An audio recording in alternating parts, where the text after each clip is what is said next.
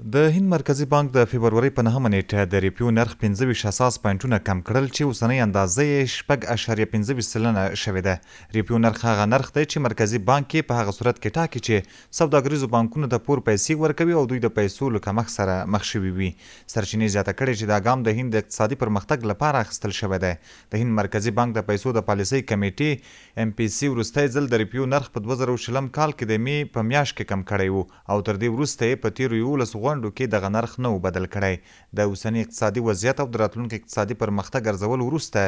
MPC د ریپیو نرخ د 15 اساس پوینټونو کمولو پریکړه کړې چې د 6.15 سلنې په کچه کې تثبیت کړی ده. د دې کمښت په پایله کې د ثابتو زیرمو اسانتیا نرخ به 6 سلنه او د وروستي ثابت اسانتیا او بانک نرخ به 6.50 سلنې ته تنظیم شي. د MPC لخوا همداراز پریکړه شوې چې د پولي پالیسۍ غیر جانبدار وضعیت وساتي، په دې سره چې انفلاسیون د ټاکل شوي هدف سره سم کنټرول شي او په ورته وخت کې د اقتصادي ودې ملاتړ وکړي. د هند ملي احصایې دفتر NSO د راپور له مخې د 2024 نه د 2025 مالي کال لپاره د هند د ناخالص کورني محصول GDP اټکل شوې وده 6.4 سلنه ده چې دا د تیر کال د اکتوبر میاشتې په پرتله یو څه کمښت ښیي چې په هغه وخت کې د ودې نرخ 2.2 سلنه اټکل شوی و.